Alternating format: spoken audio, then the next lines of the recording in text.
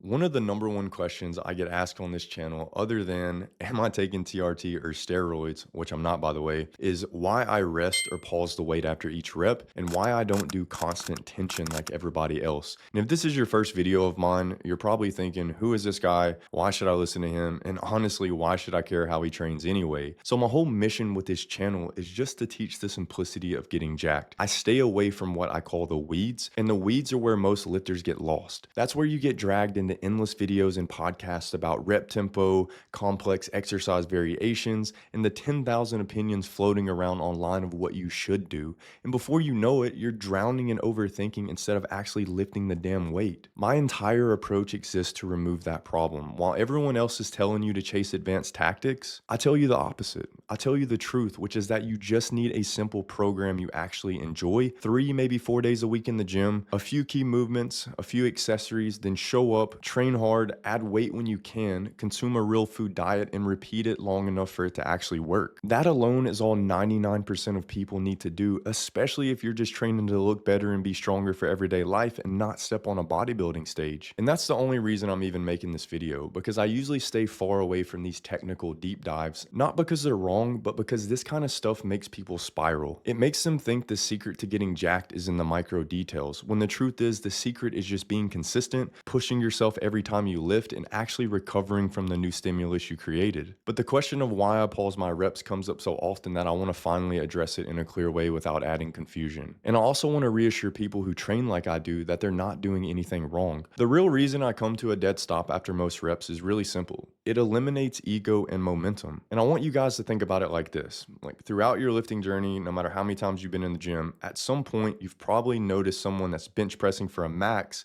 and then they just slam the weight on their chest and then it springs back up and they think they just hit a new record. But was that actually a new PR, or did they just hit a momentum record for their ego? Exactly. When you remove momentum, the movement becomes true. The muscle actually has to produce all the force. You don't get to bounce out of the bottom. You don't get to rely on a stretch reflex. You don't get to cheat your way through the sticking point of the movement. And that matters because mechanical tension is the main driver of hypertrophy or muscle building. It's not the burn, it's not the pump, not even constant tension, and it's not doing reps super slow or any fancy methods. People hear the word tension and think the key is to never let the weight rest, or to never pause, or to keep the muscle moving nonstop like a machine. But that's not what the research actually says. The research shows that as long as you take your sets close to failure and progressively overload, the exact tempo doesn't really matter that much. You can pause, you can do smooth controlled reps, you can even do constant tension style reps if you want. It all leads to similar growth if the effort is there. And that's where most beginners get lost. Constant tension gives you a burn and a pump, but a burn is not necessarily mechanical tension. A burn is metabolites. Getting a pump or fatigue in the muscle, it can contribute to growth, but it's not the king. The king is force production, which are heavy sets taken to or close to failure that are gradually increased over time. Also, most people don't realize that strength and hypertrophy feed each other. The stronger you get in a full range, the more tension you can generate, which means the more growth you stimulate. And that rhyme, by the way. Pausing makes you stronger in positions where most people are weakest because you're literally training the hardest part of the lift with zero help. That strength is then going to carry over into everything else and also everyday life. And another reason I do pause reps, and this might be the biggest one for me, is it's just more enjoyable. Pause reps eliminate ego, they feel more controlled and safer because I'm not flinging and swinging weights around, you're not turning your sets into cardio, and you're not chasing a pump like it's the only thing that matters. You're actually training the muscle, and at the end of the day, that's the entire point for me. Consistency, longevity, and a style of training I enjoy. Because if you hate how you train, you're never going to stick to your program. That's why even if 10-second negatives or slow reps produced a bit more growth, I wouldn't care because that would be a boring way to train for me. And the bottom line is if your training feels miserable, you're going to quit. That's why I train this way. I love it. It's effective. It's simple. And the people in the YouTube comments can critique it all day long, but the physique that you're seeing was built for my methods. I don't care about squeezing out 1% of gains for some overhyped complex strategy. I don't plan to ever step on a bodybuilding stage. Once again, I just want to be in good shape for everyday life, and this is what works for me. So what I want you to take away from this video is this.